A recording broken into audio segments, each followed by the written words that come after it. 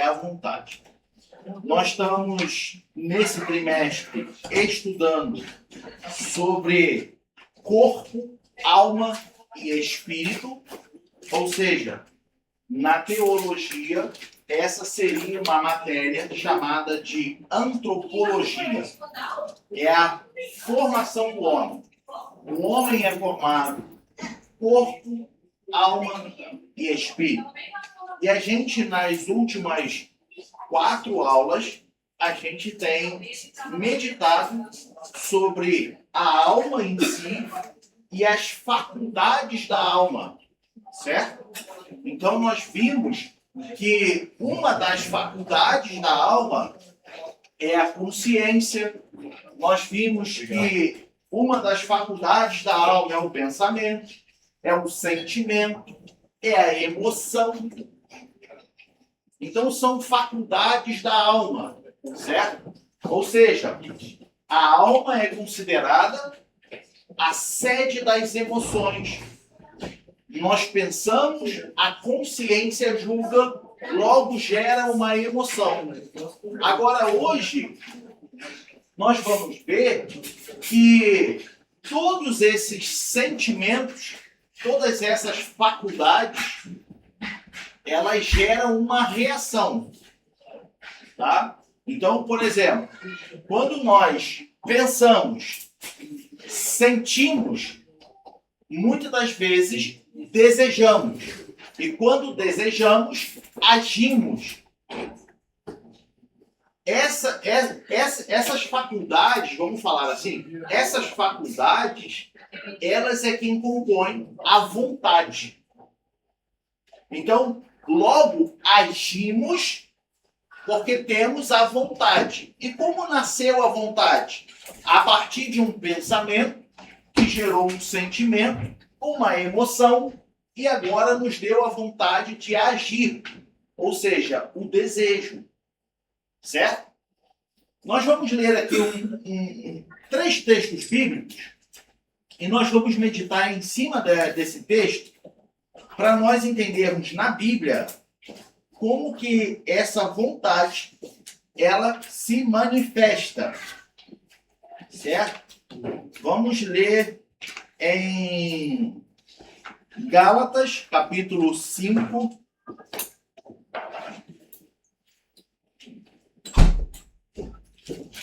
Gálatas, capítulo 5, versículos 16 até o 21. Aí depois nós vamos ler mais 2 referências lá no livro de Tiago.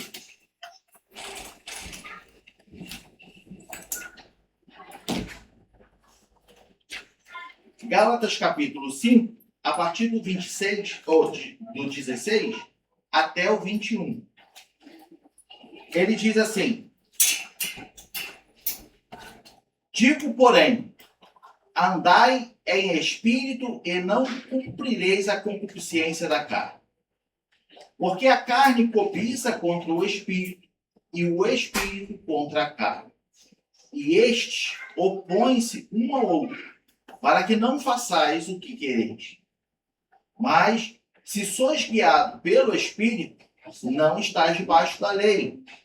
Porque as obras da carne são manifestas, as quais são prostituição, impureza, lascívia, idolatria, feitiçarias, inimizades, porfias, emulações, iras, pelejas, dissensões, heresias, invejas, homicídios, bebedices, glutonarias, e aqui um ponto interessante, e coisas semelhantes a estas, ou seja, não se limita somente ao que a gente acabou de descrever, mas coisas semelhantes, então vai além, acerca das quais vos declaro, como já dantes vos disse, que os que cometem tais coisas não herdarão o reino dos céus, ou o reino de Deus.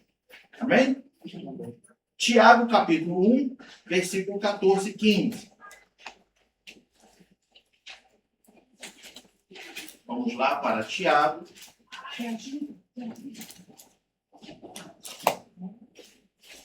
Capítulo 1, versículos 14 e 15.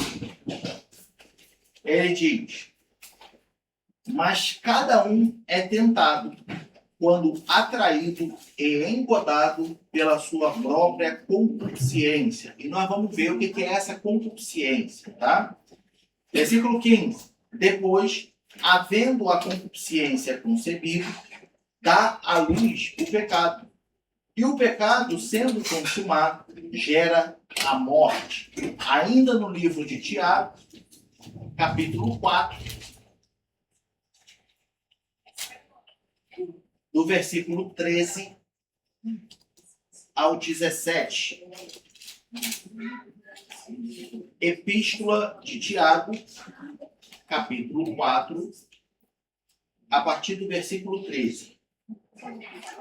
Eia agora, vós que dizeis, hoje ou amanhã iremos a tal cidade, lá passaremos um ano e contrataremos e ganharemos. Digo-vos que não sabeis o que acontecerá amanhã, porque que é a vossa vida? É um vapor que aparece por um pouco e depois se desvanece.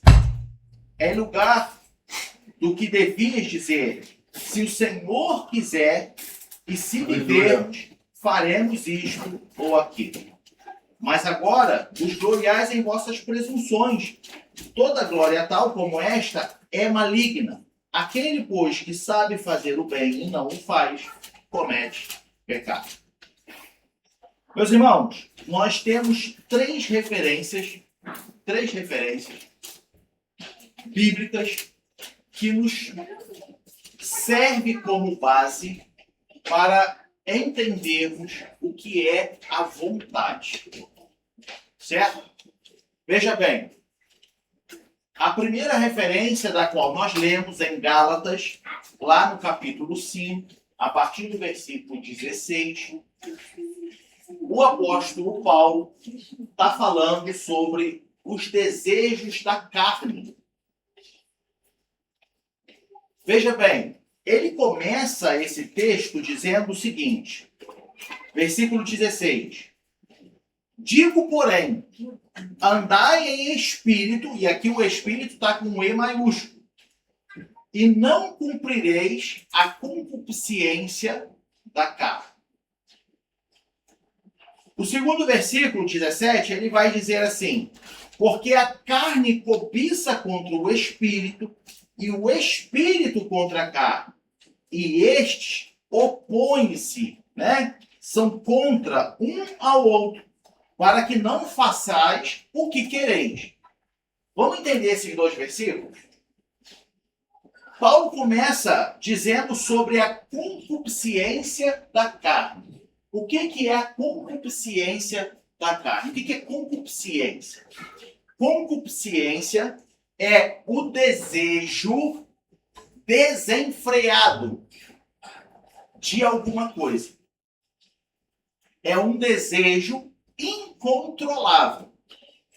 Então, sabe aquela pessoa que sente algo e ela, eu não sei o que eu vou fazer, eu preciso fazer, e ela não pensa nas consequências. Ela só faz porque ela está impulsionada por esse desejo muito forte. Então, independente do que seja, existem pessoas, por exemplo, eu tenho uma certa ansiedade, que se eu comprar algo que eu quero muito, eu quero muito comprar um microfone. Nossa, já tem anos que eu tô doido para comprar esse microfone, e aí entrou um dinheiro na minha conta e eu vi que esse microfone agora dá para eu comprar, mas não sei, mas eu quero comprar. Quer saber? Comprei. E aí agora eu vou ficar o quê? O tempo inteiro olhando que horas que ele vai chegar. É a tal da ansiedade. Certo? Mas o que me impulsionou a comprar esse microfone? A minha vontade. O meu desejo desenfreado. Que eu não consegui pensar em mais nada. Eu só via o preço, o quanto eu tenho para pagar e o produto que eu quero. Era tudo que eu via. Então, por mais que alguém chegasse para mim e falasse assim, Ivanô, não compra agora, eu não ia escutar. Porque eu tô aqui, querendo comprar esse microfone. Então, concupiscência é isso. Só que Paulo está falando da concupiscência da carne, a nossa natureza. Certo? A nossa carne, ela tem, por causa do pecado, ela tem desejos desenfreados. Ela tem vontades. Veja bem, não vamos ser ignorantes, amados. Não é porque somos cristãos que agora a nossa carne não sente mais desejos desenfreados do velho homem. Essas vontades antigas, elas continuam existindo. Pastor, qual é a prova disso? Paulo está dizendo que o espírito é contra a carne e a carne contra o espírito. Ou seja, amados, existe uma batalha dentro de nós todos os dias do espírito contra as nossas vontades e as nossas vontades contra o nosso espírito. Ou o Espírito de Deus, que é o que está no texto. Veja bem, o texto de Paulo, ele está dizendo que um se opõe ao outro. Então o Espírito tenta calar a carne e a carne tenta calar o Espírito. Aí Paulo vai dizer no final do versículo 17 que é o quê? Para que não façais o que quereis. O não fazer o que nós queremos é nos dois sentidos. Tanto no sentido da carne, como no sentido do espírito. Por exemplo, se o meu espírito está dizendo, se o Espírito de Deus em mim está dizendo, olha só, você precisa sentir amor ao invés de ódio. A minha carne vai estar falando assim, que sentir amor o quê, rapaz? Tem que enforcar o infeliz, tem que arrancar os dentes dele, tem que quebrar os dedos dele. E o espírito vai estar assim, você tem que sentir amor pelo próximo. Então a carne não quer que eu sinta o amor que o espírito está me dizendo para sentir, e o espírito não quer que eu sinta o ódio que a carne está mandando eu sentir.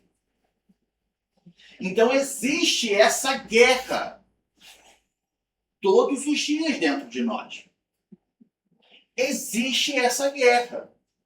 Eu posso dizer que seria hipocrisia de alguém dizer não, porque eu não sinto nada de nada, de nada, de nada, de nada. Sente.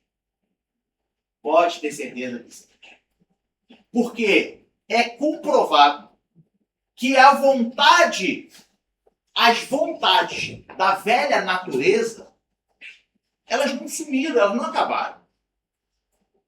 Qual é a diferença agora? Que agora a gente tem o fruto do Espírito em nós, que nos ajuda a combater essa velha carne.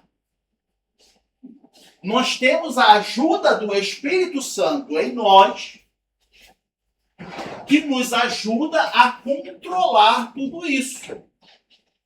Então agora, Paulo ele vai dizer, no versículo 16, digo, porém, andai em espírito, e não cumprireis a concupiscência da carne.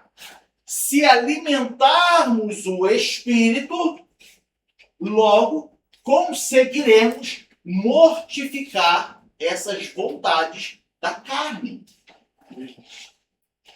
Então Paulo está dizendo, anda em espírito, porque aí você não vai cumprir isso aí. Agora, se você não andar em espírito, isso vai criar força dentro de você, vai crescer e você vai se inclinar mais para a carne do que para o espírito. O problema é que Paulo relata que as obras da carne, ou seja, as vontades da carne, são, como nós lemos, prostituição, impureza, lascívia, idolatria, feitiçaria, inimizade, porfia, emulação, ira, peleja, dissensões, heresias, invejas, homicídios, bebedices, glutonarias. E olha só, glutonaria. O que é glutonaria? Comer desenfreadamente. A gente crente, a gente não faz nada das outras, mas vai na glutonaria que vai de voadora. Vontade da carne. Aí Paulo está dizendo para nós, ó, anda em espírito, que tu vai conseguir controlar a glutonaria. Não é isso? Por quê, amados? Porque a nossa carne, ela vai sempre se inclinar para essas coisas. É o famoso, como nós dissemos, desejo desenfreado. Se nós fôssemos dar lugar a todos os desejos que sentimos da carne, eu vou confessar uma coisa para os irmãos aqui. Eu falei para minha esposa esses dias. Eu sou ser humano como os irmãos. Sou tão falho como os irmãos. E todo dia existe um conflito muito grande. Eu tenho que lutar comigo mesmo todo dia. Meus irmãos, mas é todo dia. Para não deixar o velho homem vir à tona. Sabe por quê? Porque eu sou sangue no olho. Eu tenho pavio curto. E aí tem uns alemão folgado que quer crescer gritando para cima de nós. E é nessa hora que eu tenho que mortificar a minha cara, senão eu mortifico ele. Entendeu? Lá no meu trabalho tem uns alemão mesmo. Ou o nosso irmão André, só que o nosso irmão André é de Deus. Essa é a diferença. É um homem que eu amo demais, tá, meu irmão? Olha só. Lá no meu trabalho tem uns alemão que é dono de tudo, todos os prédios. Metade dos prédios de Berlim é deles. E aí a academia lá, aquela sala lá, é deles. Porque eles é tudo em torno daqueles prédios lá. E eles têm uma arrogância que assim, eu sou dono do mundo, você baixa a sua bola, porque eu que mando aqui. E ele quis entrar na minha aula, no dia da minha aula, e quis falar um desaforo para mim, porque a porta da academia estava ficando aberta.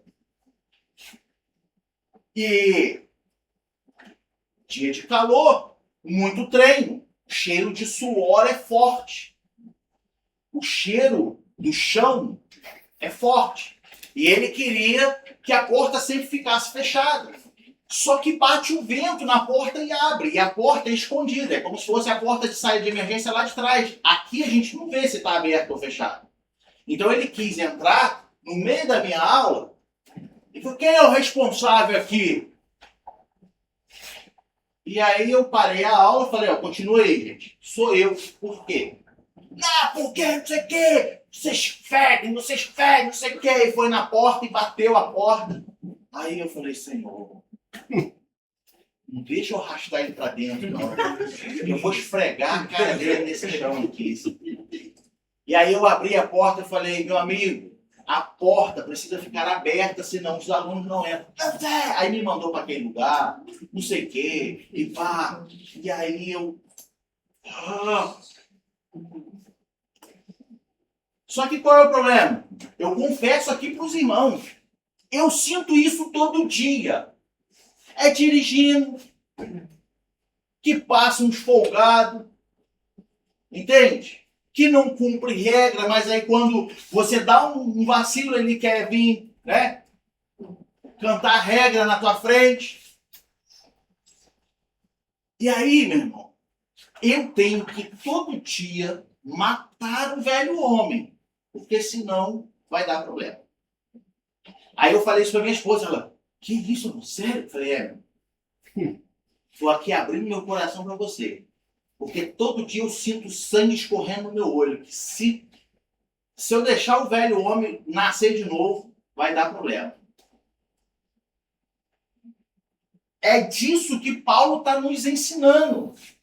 É isso que Paulo deixou escrito, inspirado pelo Espírito Santo, para que hoje eu, Ivanô, lesse e falasse: Senhor, me capacita a andar segundo o teu Espírito todos os dias, para não cumprir as concupiscências da carne.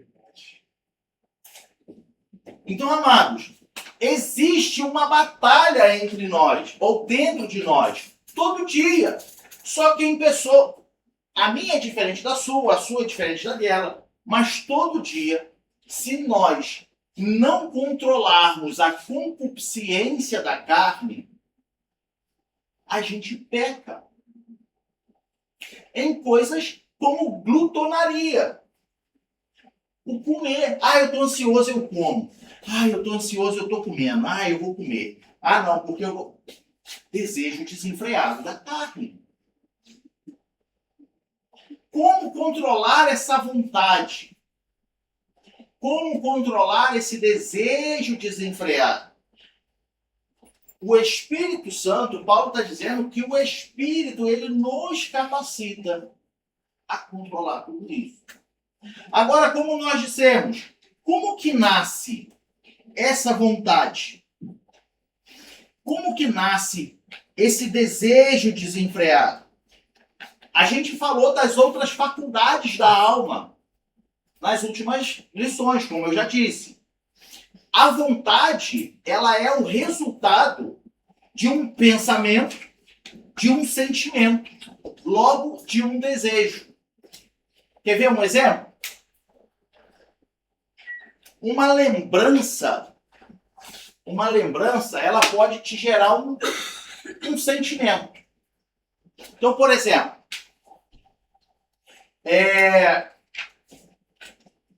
eu posso fazer uma viagem, e depois que eu fizer aquela viagem e voltar para casa, eu posso lembrar daquela viagem, tá? E posso não sentir nada. Tipo, foi uma viagem, foi ok, mas se eu lembrar, não, tudo bem. Porém, existem viagens que eu posso fazer e ser sensacional. E quando eu voltar para casa, passados-se uns meses, eu lembrar da viagem e aquilo me gerar um sentimento. Rapaz, que viagem gostosa. Que lugar sensacional aquele. Rapaz. Aí o que começa a gerar em mim? Uma emoção, não é isso? Porque o pensamento, ele vai me gerar uma emoção. Que se essa emoção, que ela é rápida, a emoção acontece intensamente, mas é rápido. Ela é momentânea. Porém, o que é o sentimento? É uma emoção que não passou. Então, virou um sentimento. E aí eu tive aquela emoção, aquela alegria de, rapaz, mas foi boa aquela viagem. A gente fez aquela viagem. Logo eu vou sentir algo. E vou despertar o desejo de quê? De fazer de novo a viagem. Então, veja bem. As faculdades da alma, elas podem me gerar o desejo de agir, como pode ser algo vazio. Como eu disse, eu posso lembrar de uma viagem e não sentir nada. Porém, eu também posso lembrar de uma certa viagem e sentir o desejo de repeti-la. E não uma viagem, mas tudo. Se você sente, você pensa, você lembra, logo aquele sentimento te gera um desejo, logo o desejo vai te dar a vontade de agir. Então, como que definimos a vontade? A vontade ocorre através desse fenômeno. O pensamento, o sentimento, o desejo e a ação. Quando sentimos a vontade,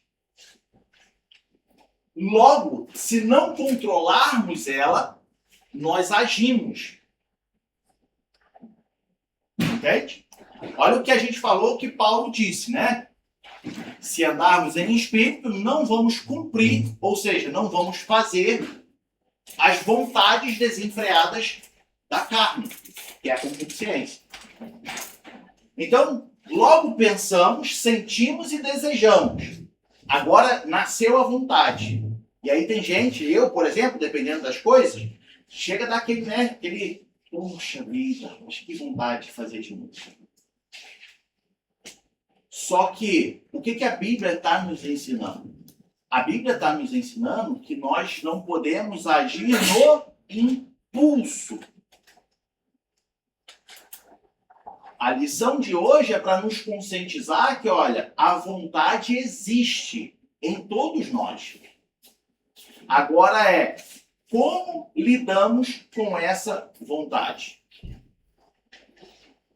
Como lidamos, como correspondemos, como falamos,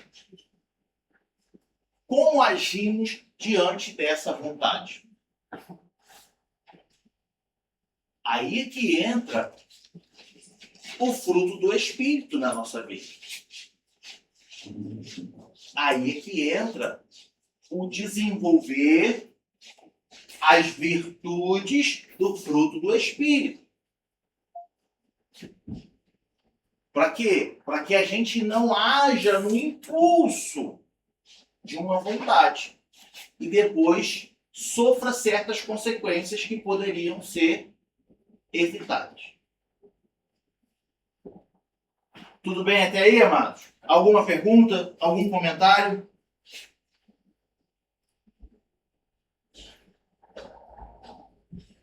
Olha que interessante. O que Paulo está nos exortando a fazer é o seguinte. Irmãos, se coloca de pé em nome de Jesus. Olha só. Vou te fazer uma pergunta, seja sincero. Por que tu ficou de pé? Porque eu pedi. Tu queria ficar de pé agora, nesse momento? Não. Tu não queria ficar de pé. E por que tu ficou de pé? Tá certo. Porque eu falei para tu levantar. Pode sentar então. Olha só. O que Paulo está falando para a gente fazer é exatamente isso. Você queria ficar de pé? Não. Você queria ficar sentado. Mas por que você ficou de pé? Porque pediram para você ficar de pé. Logo, você ficou de pé. Quando somos guiados pelo Espírito, agimos contra a nossa vontade, para satisfazer a vontade daquele que tudo sabe. A nossa irmã Uxa, ela não queria ficar de pé, mas porque alguém pediu, ela se colocou de pé, mesmo contra a vontade dela. É isso que Paulo está nos falando, que o Espírito faz contra a nossa carne. Só que nós, né, o nosso tribunal interno, que nós já falamos dele, que é a consciência, precisamos julgar. Julgar o quê? Vou continuar sentado ou vou ouvir a voz do Espírito? Olha o que o salmista vai dizer no Salmo 143, versículo 10.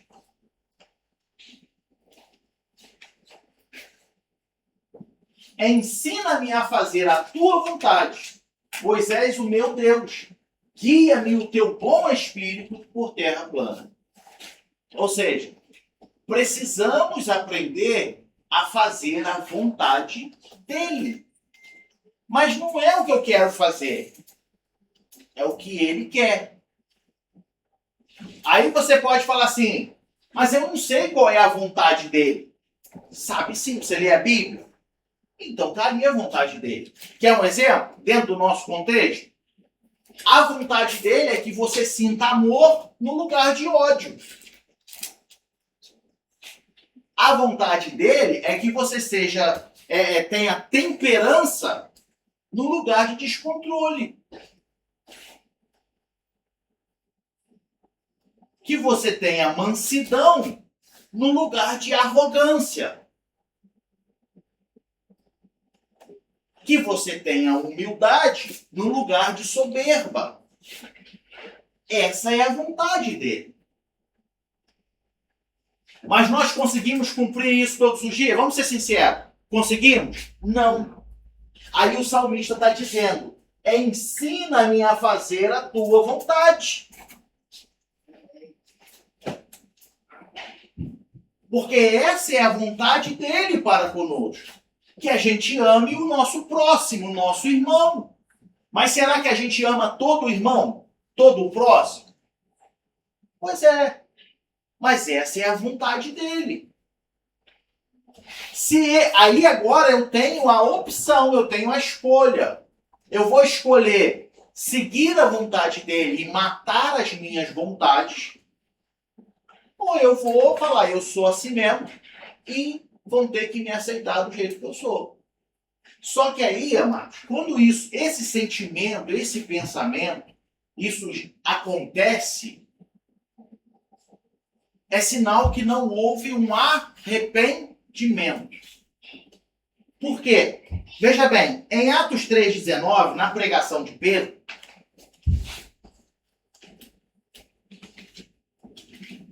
ele diz assim: arrependei-vos, pois, e convertei-vos, para que sejam apagados vossos pecados, e venham assim os tempos do refrigério pela presença do Senhor.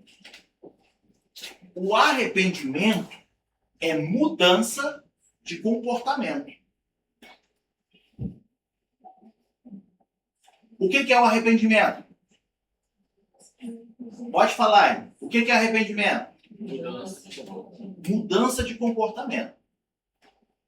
Se eu sou cristão e cheio de arrogância, eu falo assim, eu sou assim mesmo, vai ter que me engolir, eu sou um cristão arrependido? Não teve arrependimento. Porque teoricamente, eu sei a Bíblia. Teoricamente, eu sei que está falando lá, ó, tem o fruto do Espírito, para andar em espírito, para não cumprir as concupiscências da carne, que são esses desejos desenfreados. E aí eu digo assim, não, que eu sou assim mesmo? Não, então peraí, então ainda não aconteceu um arrependimento na minha vida. Eu posso ser um crente emocionado, mas arrependido? O arrependido, ele vai dizer assim, eu sei que sou assim, mas também sei que preciso mudar. Senhor, ensina-me a fazer a tua vontade. Eu sei que eu sou assim, explosivo, Senhor, mas eu não quero mais ser. Porque a tua palavra diz que eu não posso ser assim. Eu preciso ser manso. Eu preciso ter temperança. Então, Senhor, palavras do salmista, ensina-me a fazer a sua vontade. O arrependimento, amados, envolve justamente a mudança de comportamento. Logo, o meu comportamento é reflexo das minhas vontades. Se eu levanto a mão, é porque eu tive vontade de levantar a mão. Se eu grito, é porque eu tive vontade de gritar. Logo, o arrependimento é eu controlar essas minhas vontades. Eu tenho que mudar isso. Eu tenho que me arrepender. Eu tenho que trocar. Agora, veja bem. Lá em Mateus 16, 24. Olha o que ele vai dizer. Então disse Jesus aos seus discípulos, para nós, olha, diz para nós. Se alguém quer vir após mim, renuncie-se a si mesmo. Toma sobre si a sua cruz. Agora, já que o nosso contexto, o nosso assunto é de vontade, matar as nossas vontades, qual é a cruz aqui? Essa guerra da carne. Porque a cruz é algo, né, pesado, não é isso? A cruz é algo que, nossa, tá difícil. E o que acontece quando a gente tem que controlar o velho homem aqui dentro, igual eu disse que, né, todo dia dá vontade de enforcar alguém, mas a gente se controla. Essa é a cruz.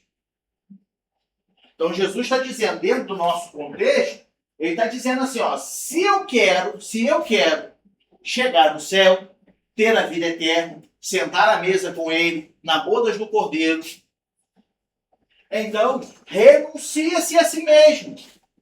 Mortifica a sua carne. Não dá não cede aos desejos da sua carne. Aí ele diz, toma sobre si a sua cruz, ou seja, esse fardo tu vai carregar. Essas vontades vai continuar acontecendo. Nós não estamos livres dessas vontades, entenda isso. Muitas das vezes, a imaturidade espiritual, a imaturidade cristã, vai achar que agora, né, como num passe de mágica, agora, né, sumiu aqui e apareceu do outro lado. A pessoa perfeita. Não. Quando Jesus fala que no mundo teremos aflições, olha aí, faz parte. Faz parte dessas aflições. Os desejos desenfreados.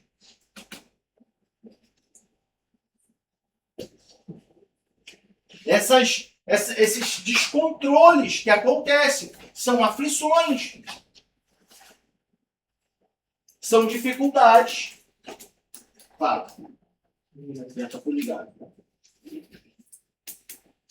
São dificuldades que nós vamos ter. Ainda não vamos provar. Todos os dias. Então Jesus está falando. Quer vir após mim? Toma essa tua cruz. Ou seja, isso vai te perseguir até o dia em que você morrer ou Jesus voltar. Isso vai estar em você até Jesus voltar ou você morrer. Por isso que a Bíblia, meu irmão, por isso que a Bíblia ela é de fato a palavra de Deus e ela é divinamente inspirada por Deus. Por quê? Porque ela nos alerta disso. Esperar os irmãos se acomodar, porque está andando demais para lá e para cá, né? Daí fica difícil da gente continuar.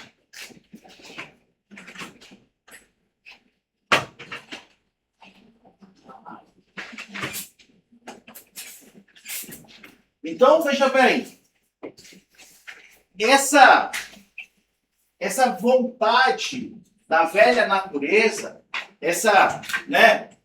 esses desejos que a gente tem, que são da carne, que faz parte da nossa natureza pecaminosa, isso vai continuar existindo. Só que aonde que é o ponto X da questão? Aonde é o ponto X? O ponto X da questão é o seguinte. A partir do momento que tem o Espírito Santo habitando em mim, a partir desse momento, ele vai me condicionar, ele vai me capacitar a mortificar esses desejos. Ele vai me capacitar a não ceder mais a esses desejos.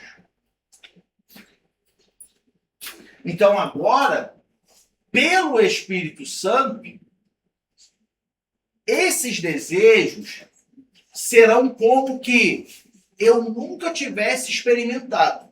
Logo, não faz falta para mim. Isso é um processo fácil? Não, mas é possível, porque a Bíblia nos garante que é possível. Então, veja bem, muitas pessoas que eram viciadas e abandonam o vício, são libertas do vício. Eu posso pegar como exemplo meu pai. Meu pai, ele não nasceu em berço cristão. Cresceu no mundo, né? E sem família, né? Morando na casa de um, de outro, de favor e tal. E ele era fumante. E fumava muito. Fumava 2, 3 maços de cigarro por dia. Era uma chaminé ambulante. Quando ele se converteu e se batizou, ele foi liberto desse vício, a ponto de não aguentar ficar perto de alguém que fuma. Ele não aguenta. O cheiro do cigarro já enjoa ele. Então, quando nós temos o Espírito Santo e a gente se inclina para as coisas do Espírito e diz, Senhor, me capacita a matar essas vontades, essa vontade, ela não vai deixar de existir, mas vai ser como se nunca tivesse acontecido na sua vida. Então, por exemplo, nós sempre falamos desse exemplo. Eu sinto saudade de viajar para o Japão? Não, por quê? Eu nunca estive no Japão. Mas o Japão existe. A viagem para lá é possível. Mas isso não faz falta para mim. Então, quando nós somos verdadeiramente libertos, é exatamente assim que começa a acontecer. Você já experimentou, você já fez, mas hoje é como se nunca tivesse existido aquilo na sua vida. Só que veja bem, a partir do momento que o ser humano para de se inclinar para o espírito e se inclina para a carne, essa vontade, ela cresce de novo. E quando vê, a pessoa já voltou a fazer tudo de novo. Por isso que eu digo, ela não deixa de existir, ela está lá. Só que está mortificada. Porque você e eu, até agora, estamos nos inclinando para o espírito e não para a carne. Então, quando nós temos a pessoa do Espírito Santo na nossa vida, ele vai nos capacitar a não se inclinar para as coisas da carne. Mas a decisão final é sempre sua. Continuar mortificando a carne ou ceder os desejos da carne? Deus, ele não vai te tratar como um fantoche, como um boneco, como um robô. Você é responsável pelas suas ações a partir dos seus desejos. Porque senão, não haveria sentido haver naquele grande dia o tribunal, o julgamento. Porque Deus tem o poder de fazer a toda a humanidade o servir. Deus tem esse poder, mas não é esse o propósito. Ele quer que quem o sirva com corpo, alma e espírito, como de todo o seu coração, como Jesus fala para a mulher samaritana. Em verdade e em espírito, de todo o coração. Ou seja, eu quero servir a Deus com uma vontade, um desejo, que nasce a partir do Espírito Santo na nossa vida. Olha, eu quero fazer isso. Deus nos permite viver esse livre-arbítrio. Olha só. Quando a gente olha para o Gênesis, lá atrás,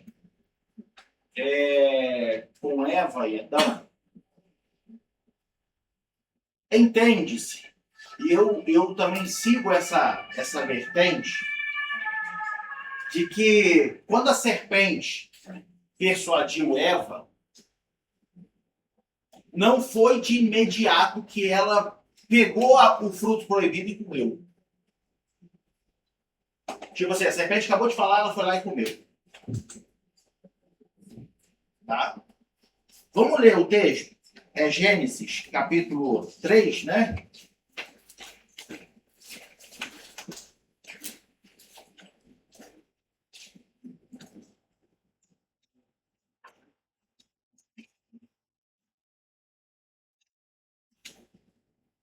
O capítulo 3 de Gênesis, a partir do versículo 1, começa mostrando que, né, a serpente foi lá e persuadiu Eva, e aí Eva falou para a serpente que, olha só, né, é uma ordem para nós não comermos do fruto e tal. E aí a serpente, no versículo 4, vai dizer assim, vai morrer nada.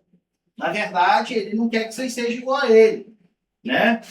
Aí agora, No intervalo do versículo 5 para o versículo 6, vamos ler, versículo 5. Palavras da serpente para a mulher. Porque Deus sabe que no dia em que dele comerdes, se abrirão os vossos olhos e serei como Deus, sabendo o bem e o mal. Aí o versículo 6 vai dizer: e vendo a mulher que aquela árvore era boa para se comer e agradável aos olhos, e árvore desejável para dar entendimento, tomou do seu fruto e comeu, e também deu a seu marido. Nesse intervalo de um versículo 5 para o versículo 6, quando ele começa dizendo, e vendo a mulher, entende-se, e eu entendo assim também, que não foi logo de imediato. A serpente acabou de falar, ela foi lá e comeu. Entende-se que as palavras da serpente, a persuasão da serpente, ficou aos olhos de Eva. Ficou na mente de Eva. E aí, vendo Eva, ó, sabe, rapaz, é bonito mesmo essa árvore. Ó, Eva refletindo. É bonito mesmo essa árvore, esse fruto aí. Rapaz, mas esse fruto vai me permitir ser igual a Deus. E se a serpente tiver certo? E se eu não morrer e me tornar como Deus? Rapaz, e agora? O que eu faço? Olha só, já não foi de imediato. O texto nos permite entender que Eva refletiu. Ela pensou. Nisso que pensou, sentiu uma emoção que virou um sentimento, que despertou um desejo e levou à ação. Ela cedeu à vontade. Primeira coisa, não era nem para ela estar falando com uma cobra, com uma serpente. A partir do momento que ela parou para falar com a serpente, já, né? A serpente falando comigo? Ué. Então ela já começa ali. Quando a serpente persuade ela, e ela fica persuadida, ela fica agora vendo que a árvore é boa. Nossa, rapaz, sabe que eu nunca parei de pensar que esse fruto é bom mesmo? Tá bonito esse fruto. Poxa, se ele vai me dar a capacidade de ser igual a Deus, aí ela pega. Ou seja, ela cedeu a uma vontade que nasceu a partir de uma persuasão. Ela pensou, ela sentiu, ela desejou e agiu. Ela tinha o poder de sai daqui, não vou fazer nada disso e ir embora? Tinha. Mas ela preferiu ceder à vontade. Agora, olha o que Timóteo, o que Paulo vai falar a Timóteo, lá em 1 Timóteo, capítulo 2, versículo 14. 1 Timóteo 2, 14. Olha como é que Paulo começa dizendo. Adão não foi enganado.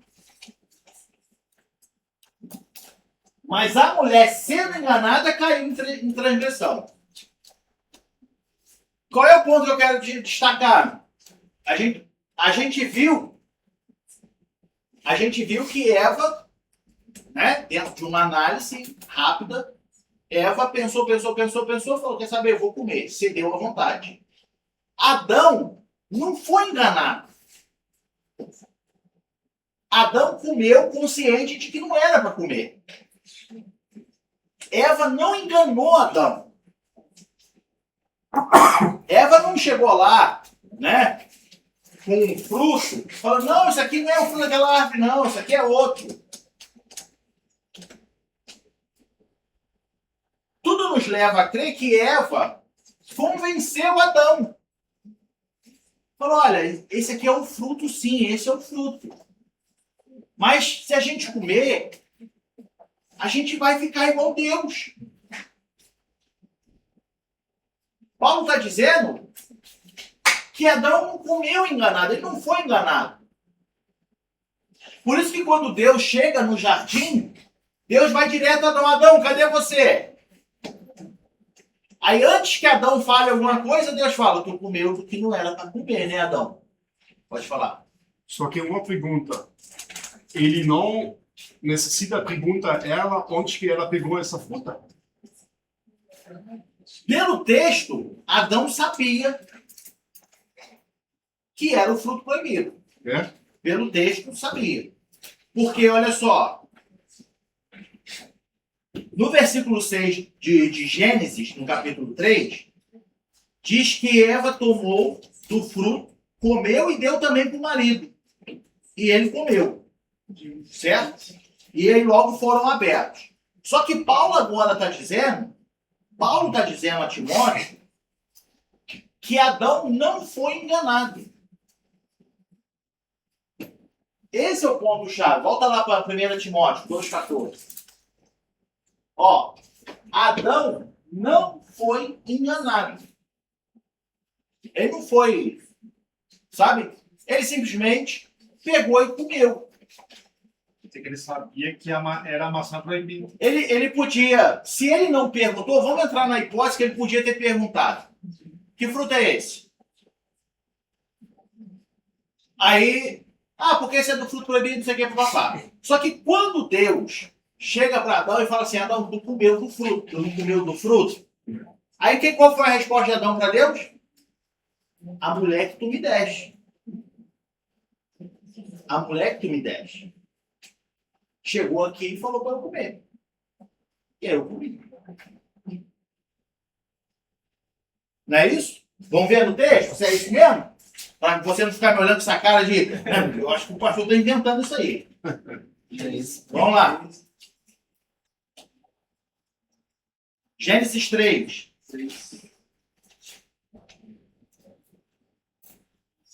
Ele diz assim... Versículo 9 em diante. E chamou o Senhor Deus a Adão e disse, onde estás? E Adão disse, ouvi a tua voz soar no jardim e temi porque estava nu e escondido. Aí Deus fala, quem te mostrou que estava nu? Comeste tu da árvore que te ordenei que não comeste? Aí ele fala assim, versículo 12, a mulher que me deste por companheira, ela me deu da árvore e comi.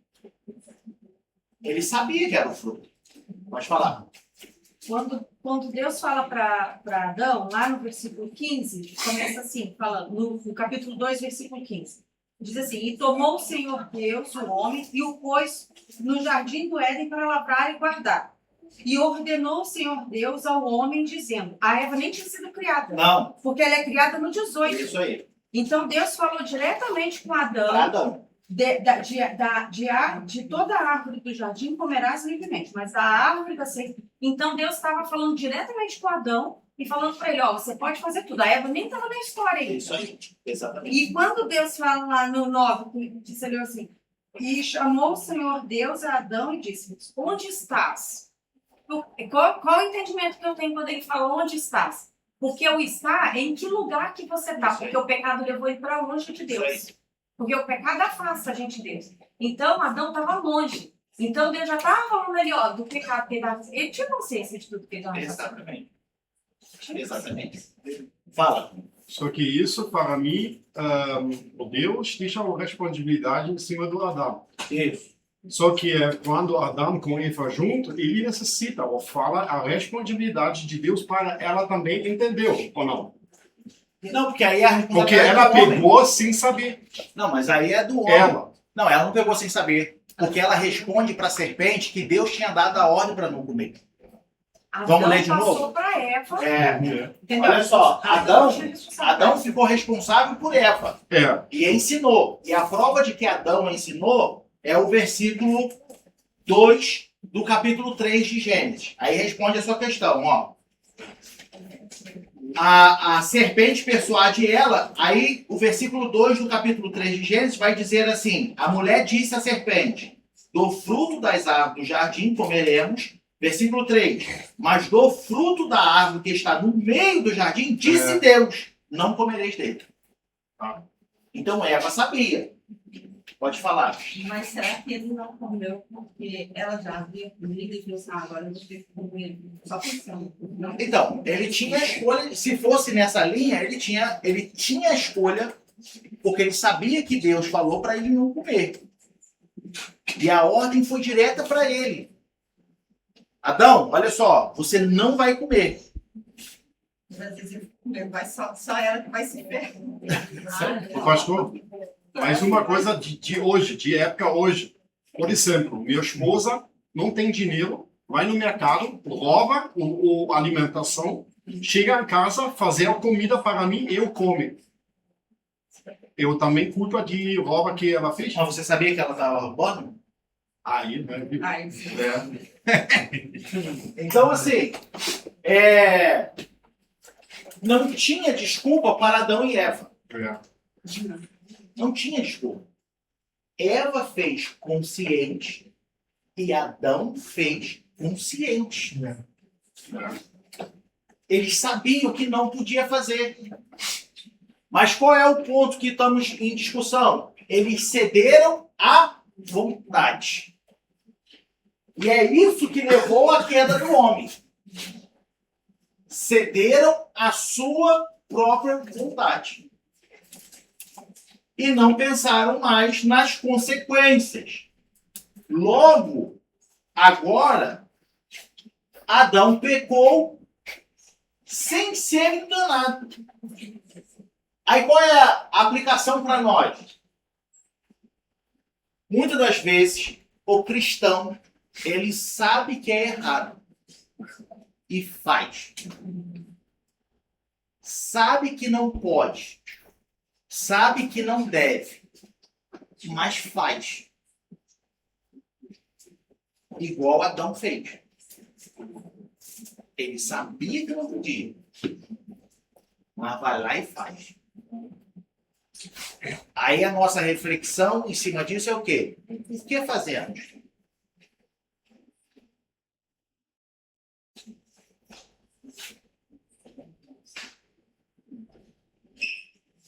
Por que a gente cede a essa vontade?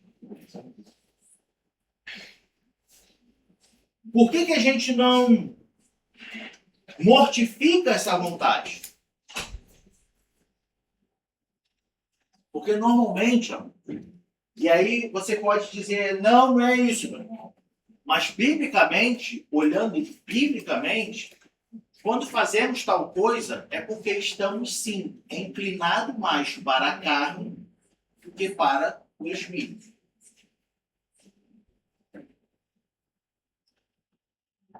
Eu disse e repito, a vontade sempre vai existir.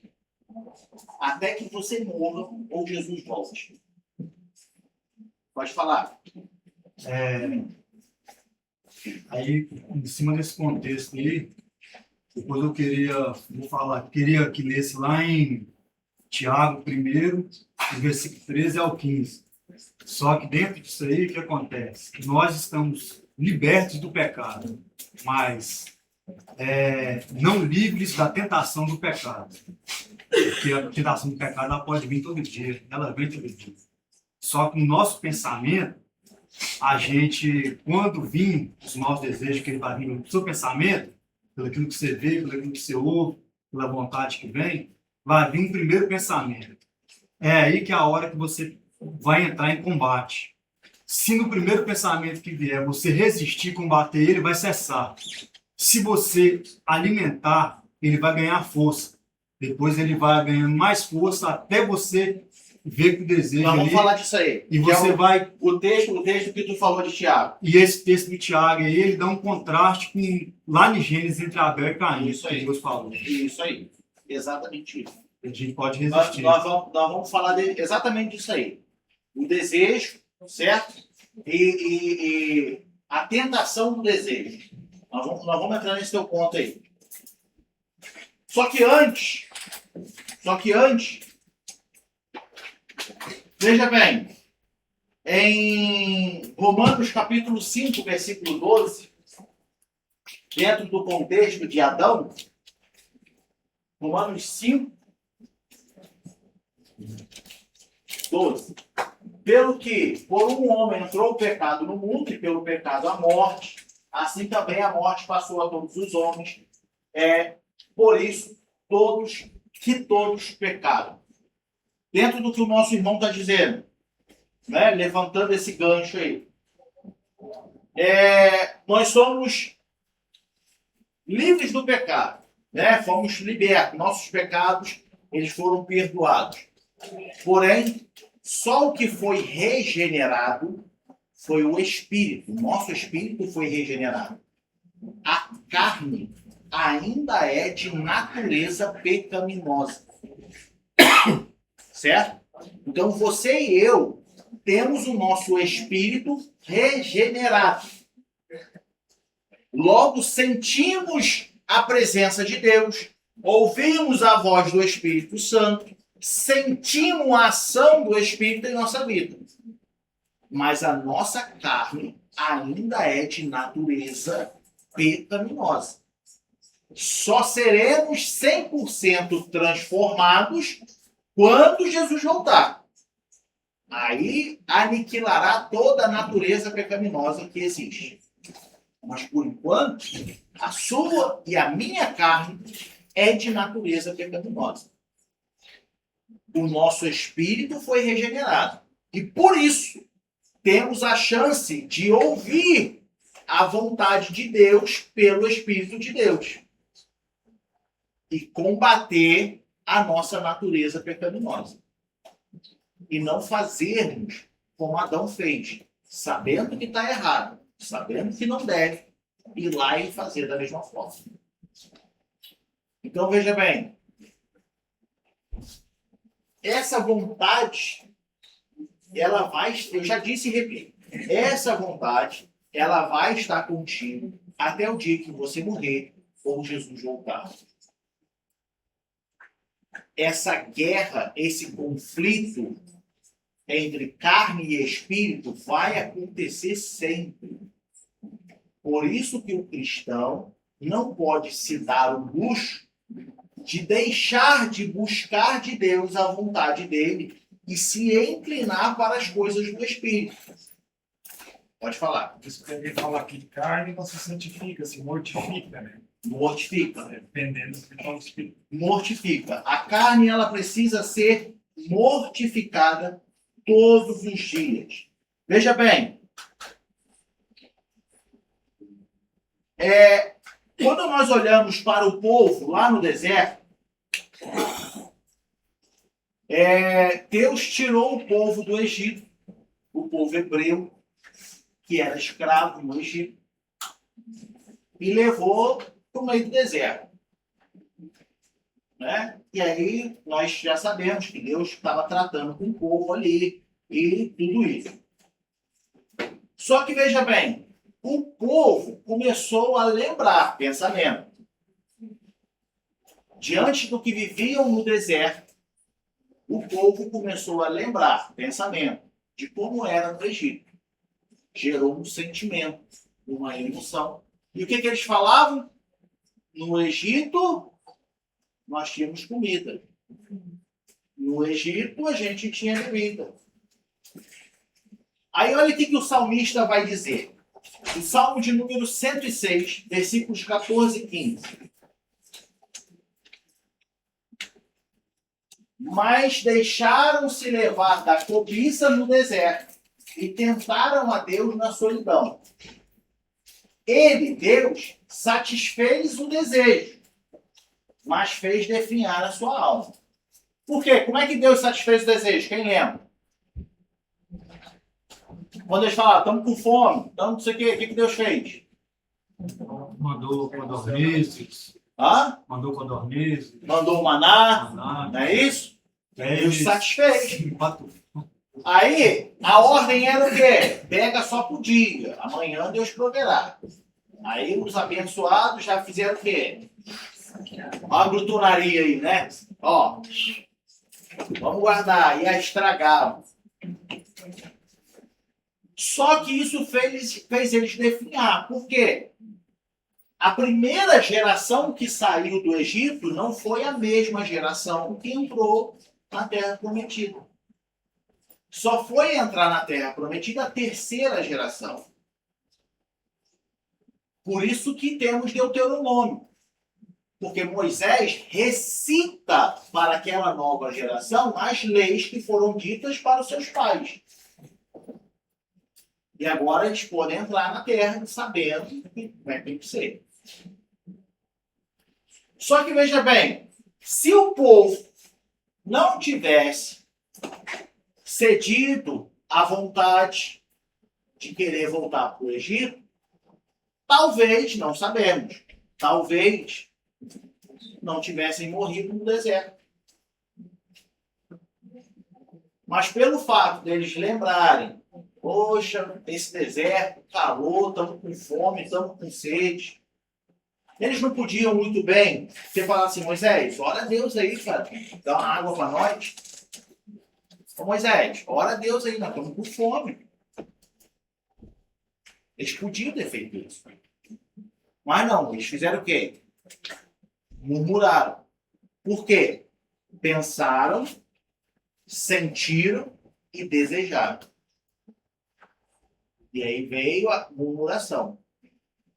Ah, porque no Egito a gente tinha isso, porque não sei o quê. Você trouxe a gente para morrer nesse deserto. Se tivesse deixado a gente lá, seria muito melhor. Então nós precisamos tomar cuidado, mano. Por quê? Porque os pensamentos, os desejos, as vontades, pode sim nos levar a pecar.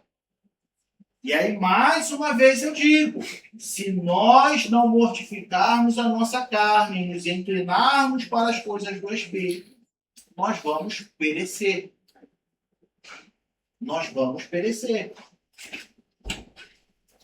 Veja bem, Romanos capítulo 8, versículo 5.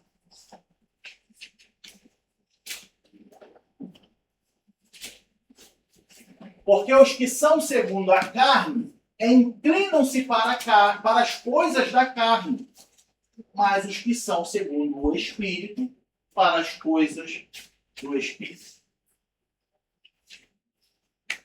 Então, se a gente sabe que não deve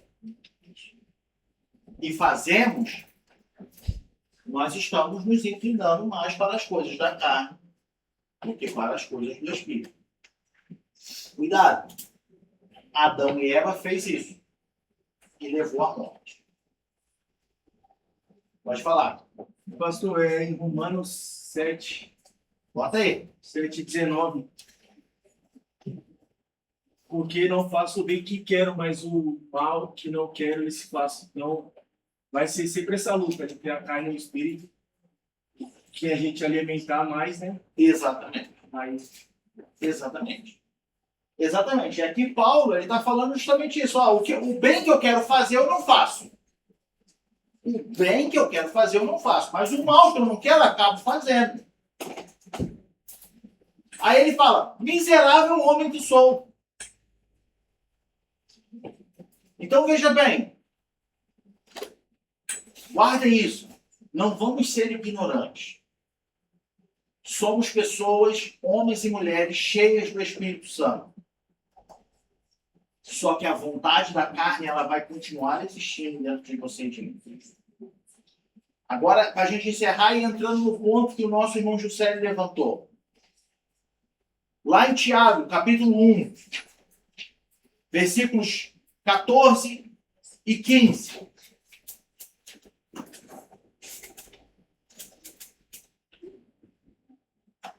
Versículos 14 e 15. Olha só.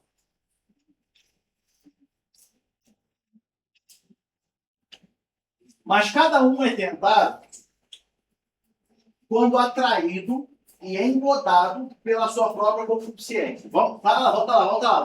Vamos fazer expositivo aqui. Cada um é tentado quando atraído e engodado. Olha só, olha o que o nosso irmão Juscelio disse, ó. O desejo está ali. O pensamento, a vontade. Surgiu. Veio o desejo, veio a vontade na minha cabeça e aquilo começa uma tentação dentro de mim. Certo?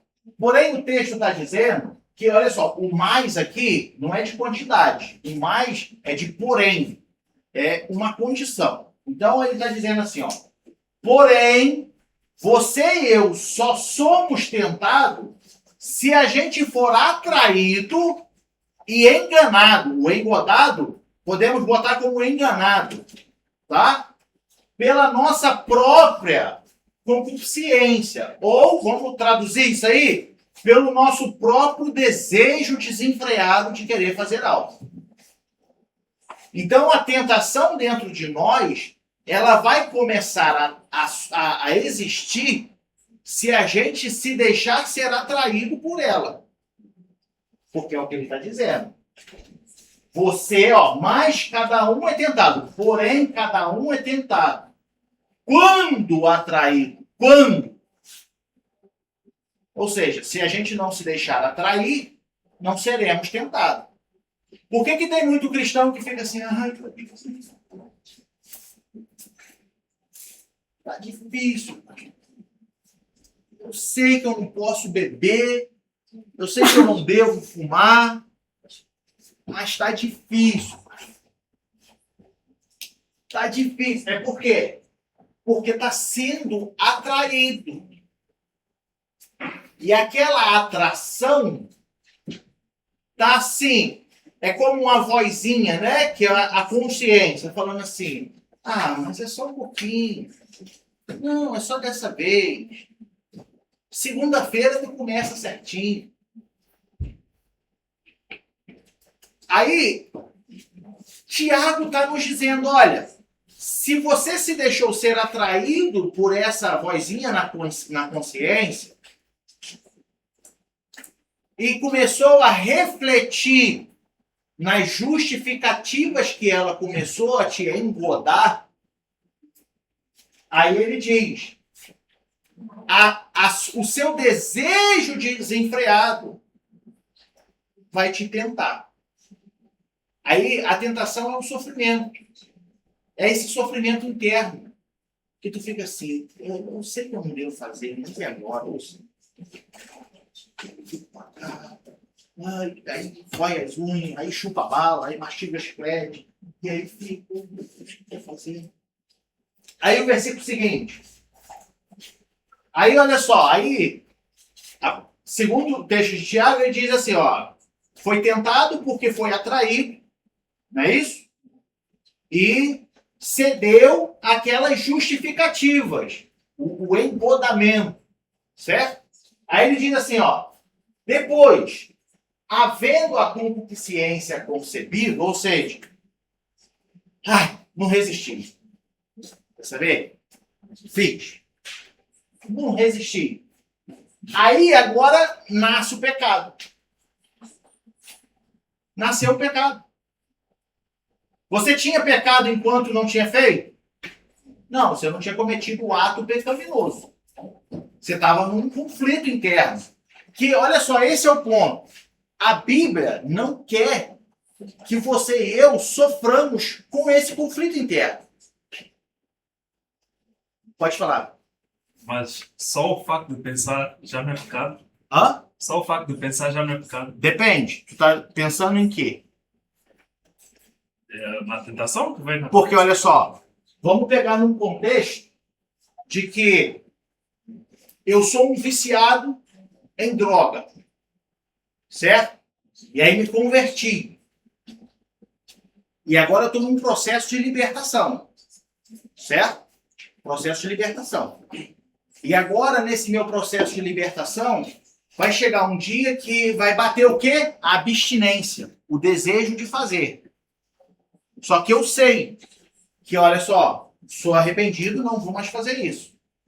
Se eu pensar, olha só, poxa, a droga que eu usava, poxa, está me fazendo falta. E eu, na mesma hora, eu falar assim, sou outra pessoa, não vou fazer isso. Que pecado que eu cometi? Nenhum. Agora, dentro do que você está falando, Jesus diz assim, olha, se eu olhar para a mulher do próximo e pensar e sentir no meu coração o quão bonita ela é e tal, aí cometi pecado. São coisas diferentes. Então, sim, dependendo do pensamento, do sentimento, você sabendo que não deve, e você continua fazendo, você está pecando. Entendeu? Agora, nesse contexto, o pecado, o ato pecaminoso, só nasce a partir do momento que eu vou ceder àquele desejo. Então, se eu sou um ex-drogado e estou no processo ali de libertação, e agora eu sei que eu não devo, vai me bater à vontade, porque ela não deixa de existir. O que eu tenho que fazer é o quê? Mortificar essa vontade. Então, Tiago está falando assim, olha, eu só vou sofrer a tentação da vontade se eu me deixar ser atraído por ela. Agora, se eu disser assim, ó, não quero saber disso, vou pro outro lado, então eu não vou conceber o pecado. Não vou praticar o ato pecaminoso. Mas eu pensei, eu senti o primeiro momento. A diferença é que eu não alimentei. Eu não permaneci naquilo. Então, o ponto que eu quero deixar para nós é o quê? Quando olhamos à luz da Bíblia, ela nos ensina até evitar a tentação. Mas, pastor, isso é difícil. Como é que eu vou evitar essa tentação? Se andarem em espírito, não cumprireis a concupiscência da carne. Paulo fala isso em Gálatas, onde nós lemos. Se nos inclinarmos para a coisa do Espírito, as coisas do Espírito, ele vai nos capacitar, num momento como esse, de pensar e sentir o desejo de fazer, e eu falar, não, isso não faz parte mais da minha vida. O Espírito vai nos capacitar com estratégias, com força, com sabedoria, até chegar a um ponto de que, olha, isso já não me incomoda mais, isso já não me atrai mais. Por isso não sofro a tentação disso. Lá quando fala do fruto da Eva, diz que o fruto ela viu que era bom e agradável, né? E a palavra de Deus diz que a vontade de Deus é boa, agradável e perfeita. Então eu penso que é uma escolha que a gente tem que fazer todo dia, escolher fazer a vontade de Deus, porque o pecado vai ser atrativo, mas a vontade de Deus é tudo isso e perfeito. Exato. Então quando a gente escolhe fazer a vontade de Deus todo dia, a gente mata o pecado. Exatamente. Então, veja bem. Como que nós podemos evitar essa tentação? Como que nós podemos não ser atraídos? Observando a boa, perfeita vontade de Deus e agradável. Certo? Mas como que eu observo? Através de oração. Através de meditação. Mateus 26. Deixa eu ver aqui de novo. Mateus 26, 41. Ele diz assim, olha, vigiai e orai. Para quê? Fala aí, povo, me ajuda aí. Porque, na verdade, o nosso espírito está pronto, mas quem está fraco? A carne. Então, como que a gente vai não ser atraído pela tentação, pela concupiscência da carne? Vigiando e orando. Vigiando e orando. Então, se a gente vigia e a gente ora, a palavra de Deus está nos dizendo que isso vai evitar que a gente entre em tentação. Pode falar. Eu por acaso, estava aqui a lembrar que tive um colega meu lá no meu trabalho que ele acabou por ser despedido, que ele sentia-se que era que nunca ia ser despedido, que ele convivia muito bem com os chefes e não sei o quê, que ele era o não sei quanto. E ele fez um conflito com o meu colega e ele queria, à força que os meus patrões despedissem o colega por causa dele. E ele continuou sempre em cima com problemas com o colega. E ele acabou por se enrolar ali todo. começou a querer arranjar um outro emprego lá dentro, uma outra atividade, sem comunicar com o meu chefe, acabou por ser despedido. E a mulher ficou lá. E eu avisei ele: tu estás a alimentar uma coisa, mas essa mulher não consigo conviver com ela, se ignora. Ela comigo vem ter comigo, o que é que eu faço? Eu ignoro, não dou importância. Porque ela já veio para falar de corrida e agora coisa, ele achava que ele ia conseguir mudá-la. No fim foi ele embora. A mulher está desempregada, eu tenho um filho e ele foi Olha, está a ver? Arranjou um conflito desnecessário. Se tivesse ido ao culto lá à igreja, foi precisamente o que está a acontecer contigo. Se tivesse lá e tudo foi isto. Eu lhe dei a revista para ele refletir e até uma Bíblia para conseguir, se tu qualquer dia podes ver o erro que está a ser posto. Olha aí. Foi mal. pois é, Por causa disso, da pessoa existir, não vigiou. não vigilou com os É isso? Eu avisei, a gente está aqui para servir e não para sermos servidos. Eu venho aqui para servir, não é para eu me servir. Eu faço o que tenho que fazer, não é ele que achava-se, o chefe, não sei o quê, não fui a chefe, Olha aí. vai embora. Como é que a gente vigia? Você sabe que não deve. Então não passa por ali. Vigilância. Claro. Veja bem, né? Se eu tenho uma inclinação a ser viciado em bebida, eu vou para um boteco ficar vendo um monte de gente beber? Não vou. Aí o que é a vigilância? Me chamaram para ir? Não, obrigado, filho. Já tenho outro compromisso. A Bíblia não fala para a gente desviar da aparência. Veja bem, não é do mal. É o que parece mal. Opa, eu acho que isso aí não é legal, não. Fica para aí, filho. Tô indo pro pior. Vigilância. A gente tínhamos 2 convites no sala com aniversários. A gente escolheu o que escolheu é o Espírito Santo, não. Para ali é que eu observo. É isso aí.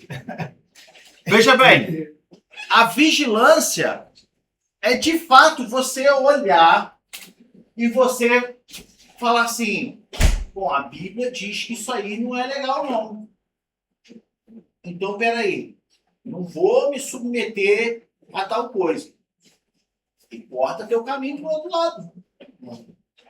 Certo? Se coloque sempre, amado, debaixo da vontade de Deus. Porque a vontade dele é boa, perfeita e agradável. Certo? Então, se incline para as coisas do Espírito e não vai cumprir as concupiscências da carne. Alguma pergunta, algum comentário? Não? Vamos colocar de pé em nome de Jesus?